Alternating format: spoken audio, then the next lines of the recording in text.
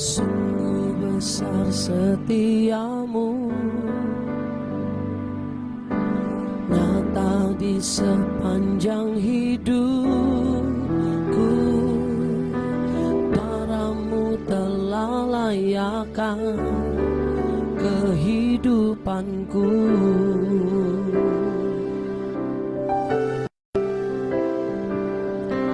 Tiada kata yang bisa lukiskan indahnya Kau Tuhan. Bagimu segala pujian dan kemuliaan. Ku tinggikan Engkau Tuhan, melebihi segalanya, lebih dalam ku menyembah, dalam roh dan kebenaran selamanya.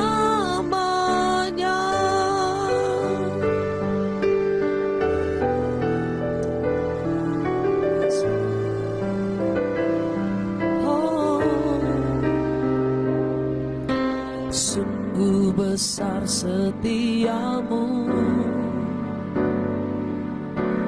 nyata di sepanjang hidupku.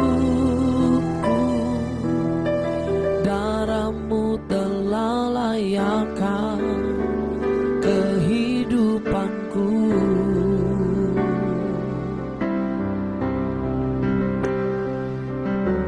Tiada kata yang bisa lukiskan indahnya Kau Tuhan. Bagimu segala pujian dan kemuliaan. Ku tinggikan Engkau Tuhan, melebihi segalanya, lebih dalam ku menyembah,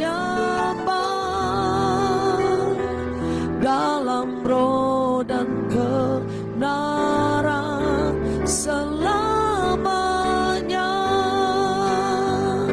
Kami tinggikan Engkau Tuhan, ku tinggikan Engkau Tuhan, melebihi segalanya, lebih dalam ku menyembah,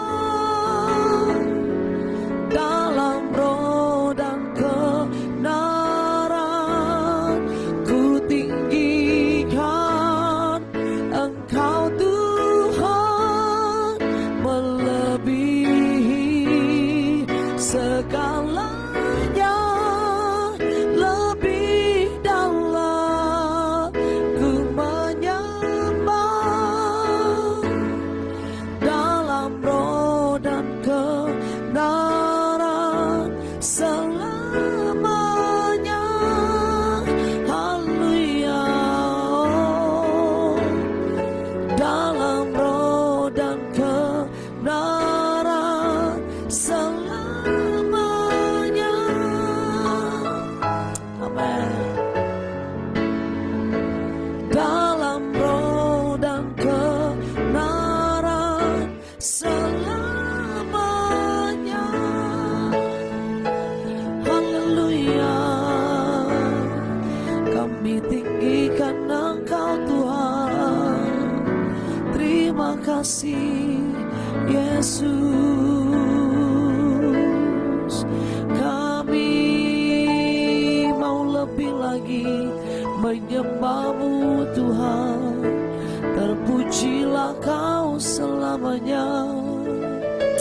Haleluya. Ku tinggikan Engkau Tuhan lebih dari segalanya dalam hidup kami. Hanya Kau yang layak terima segala pujian, pengagungan, hormat, kemuliaan untuk selama-lamanya. Kembali hari ini kami ada berkat kemurahan Tuhan. Kami merenungkan firman-Mu berfirman buat kami. Kami buka hati kami, Tuhan tilik bagian hati kami, supaya kami siap. Kami mau ada dalam setiap rencana Tuhan, berjalan bersama Tuhan sepanjang hari ini. Maka kami cakap menanggung segala perkara. Kami akan lihat hal-hal dahsyat Tuhan nyatakan dalam kehidupan kami. Kami siap menerima berkat firman Tuhan. Di dalam nama Yesus kami berdoa. Amin. Haleluya. Shalom saudara yang dikasih Tuhan. Haleluya. Shalom. Puji Tuhan. Selamat pagi. Selamat hari yang baru yang Tuhan jadikan buat kita. Dan saya percaya hari ini hari berkat, hari sukacita, hari Tuhan lakukan mujizatnya buat saudara dan saya. Haleluya. 1 Samuel pasal yang pertama, ayat yang kelima dan keenam. 1 Samuel pasal pertama, 1 Samuel 1 ayat 5 dan 6. Meskipun ia mengasihi Hana, ia memberikan kepada Hana hanya satu bagian, sebab Tuhan telah menutup kandungannya.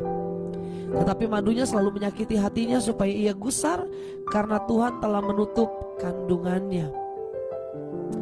Kisah ini 1 Samuel kisah yang menceritakan seorang hamba Tuhan yang bernama Elkana, seorang laki-laki. Dia memiliki 2 orang istri. Yang pertama bernama Hana, yang kedua bernama Penina. Dan apa yang terjadi bahwa dikatakan ayat yang kelima dan keenam ini bahwa Hana, wanita yang sangat dicintainya istrinya sendiri, ternyata Tuhan izinkan, Tuhan tutup kandungannya. 2 kali disebut di ayat yang kelima. Ia memberikan kepada Hana hanya satu bagian, sebab Tuhan telah menutup kandungannya. Dan juga ayat yang keenam, tetapi madunya selalu menyakiti hatinya, Penina selalu menyakiti hatinya, supaya ia gusar, karena Tuhan telah menutup kandungannya.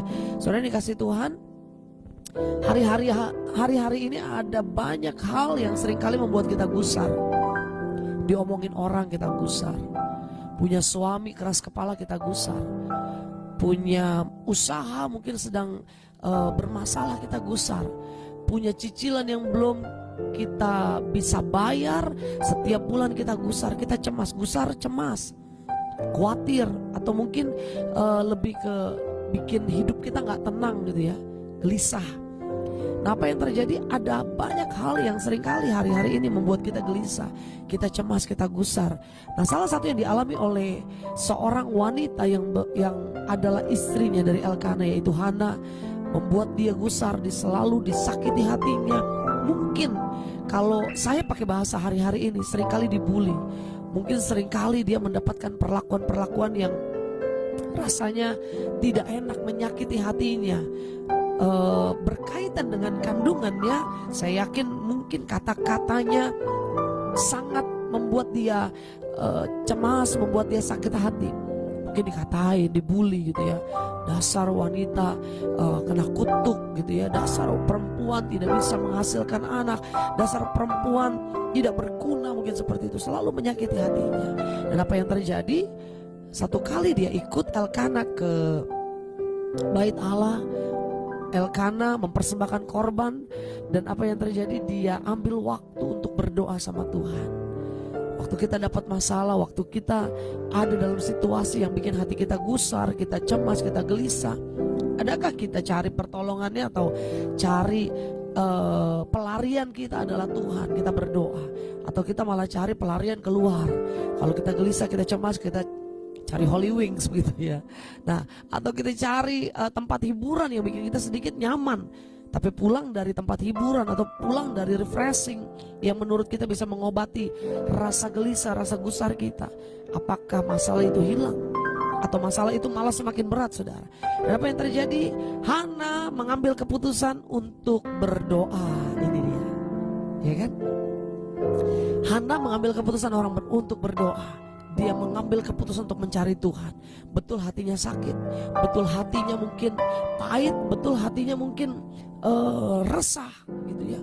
Apa yang dia alami, apa yang dia saat itu derita, sangat menderita. Bukan hanya dia mandul, tapi dia juga mendapat perlakuan yang tidak nyaman dari sekelilingnya, orang-orang yang ada di sekitar dia. Dan saudara yang dikasih Tuhan, Hana mengambil keputusan yang tepat. Dia mencari Tuhan dan berdoa. Ayat yang ke-10. Dan dengan hati pedih, ayat yang ke-9 saya baca dulu. Pada suatu kali setelah mereka habis makan dan minum di Silo, berdirilah Hana, sedang Imam Eli duduk di kursi dekat tiang pintu bait suci Tuhan. Dan dengan hati pedih, dengan hancur hati, ia berdoa kepada Tuhan sambil menangis terseduh-seduh. Kemudian bernazarlah ia, katanya, Tuhan semesta alam, jika sungguh-sungguh Engkau memperhatikan sengsara hamba-Mu ini dan mengingat kepadaku dan tidak melupakan hamba-Mu ini, tetapi memberikan kepada hamba-Mu ini seorang anak laki-laki, maka aku akan memberikan dia kepada Tuhan untuk seumur hidupnya, dan pisau cukur tidak akan menyentuh kepalanya. Ayat 12 saya lanjutkan. Ketika perempuan itu terus-menerus berdoa di hadapan Tuhan, maka Eli mengamati mulut perempuan itu. Kita tahu kisah ini selanjutnya, saudara, bahwa Eli menganggap perempuan ini sedang stres, sedang gila karena komat kamit sendiri. Tetapi apa yang terjadi waktu dia disebutkan dalam firman Tuhan bahwa Hana berdoa, dan bahkan ayat ke-12 ini berkata ia terus-menerus berdoa. Ternyata orang kalau gusar, jangan cari pelarian kemanapun. Kita kalau dapat masalah, kita kalau gusar, kita kalau lagi gelisah, kita kalau lagi nggak tenang atau banyak masalah yang ada dalam hidup kita, jangan cari pertolongan sama orang, jangan cari hiburan di luar, tetapi cari Tuhan, cari ruangan untuk kita bisa berdoa sama Tuhan, cari tempat di mana kita bisa ngomong secara pribadi sama Tuhan. Dan apa yang terjadi, saudara? Orang yang berdoa, orang yang terus-menerus berdoa, orang yang selalu mencari Tuhan, artinya dia tidak akan kehilangan berkat. Yang percaya katakan amin. Orang yang terus-menerus berdoa, ada 3 berkat yang saya mau bacakan hari ini, yang saya mau bagikan buat saudara hari ini, yang kita dapatkan lewat pembacaan firman Tuhan. Kalau Hana mengambil keputusan untuk berdoa, dia menetapkan hati, gak mau ambil langkah. Mungkin dia bisa aja ngadu sama suaminya, mungkin dia bisa aja ambil langkah ceraiin aja madumu, atau mungkin dia bisa lakukan apapun. Dia bisa, mungkin dia bisa hajar orang itu, pukul orang itu. Tetapi Hana mencari Tuhan, dia berdoa. Dan orang yang suka berdoa, ada 3 berkat yang akan didapatkan. Orang yang suka berdoa, yang pertama, hatinya bersih, hatinya gak dendam, hatinya penuh damai sejahtera. Tapi jangan saudara pikir saya sering berdoa, atau mungkin teman saya sering berdoa hatinya busuk gitu ya. Orang yang sering berdoa, orang yang hatinya melekat sama Tuhan, dia gak pernah mau kotori hatinya dengan hal-hal yang buruk. Dia gak pernah mau kotori hatinya dengan kecewa, sakit hati, dendam. Dia tahu bahwa selama Tuhan bersama dia, dia tahu Tuhan pasti mendengar doa-doanya. Jadi yang pertama, berkat orang yang suka berdoa, hatinya bersih, tidak ada dendam, tidak ada kecewa. Ayo cari Tuhan, jangan pernah lari dari masalah dengan ke tempat-tempat yang tidak berkenan di hadapan Tuhan. Tetapi cari Tuhan, berdoa kepada Tuhan, maka hati kita akan dipulihkan. Yang kedua, berkat orang yang suka berdoa, hidupnya optimis, saudara. Saya baca di ayat yang ke-18. Sesudah itu berkatalah perempuan itu, biarlah hamba-Mu ini mendapat belas kasihan daripadamu. Lalu keluarlah perempuan itu, ia mau makan dan mukanya tidak muram lagi. Waktu dia berkomunikasi sama Eli, dia bernazar sama Tuhan, dia mendapat kekuatan ketika dia berdoa. Berkat yang kedua yang orang dapatkan, atau Hana dapatkan, bahwa dia punya jiwa yang optimis, dia punya hati yang semangat yang baru, punya hidup yang optimis dan percaya bahwa aku yakin Allahku berkuasa. Hidupnya optimis, hidupnya positif. Dia mau makan dan mukanya tidak muram lagi. Artinya dia bangkit dari masalahnya. Dia tadi sebelumnya dia punya masalah, disakiti orang, mandul. Masalah bukan hanya dari dalam, dia tidak bisa melahirkan atau mengandung, tapi juga ada serangan-serangan dari luar. Saudara mungkin hari-hari ini alami kegagalan. Banyak orang menganggap kita rendah, banyak orang mengucilkan kita, banyak orang tidak menganggap diri kita. Tetapi tetaplah berdoa, tetaplah percaya, tetap cari Tuhan. Maka orang yang suka berdoa, hatinya akan bersih. Tuhan akan bereskan hati kita. Minta sama Tuhan waktu kita berdoa, Tuhan, aku gak mau simpan dendam, aku gak mau simpan sakit hati. Yang kedua, orang yang suka berdoa hidupnya optimis, saudara, karena dia menyembah Allah yang hidup. Orang yang suka berdoa tidak punya waktu untuk menyerah, tidak punya pikiran untuk give up, gak punya pikiran untuk mundur, tetapi maju terus. Dia mau bangkit. Hana mau makan dan mukanya tidak muram lagi. Artinya dia tidak stuck di masalahnya, tapi dia maju. Dia percaya bahwa Allah yang dia temui, yang dia jumpai waktu dia berdoa adalah Allah yang pasti menepati janjinya.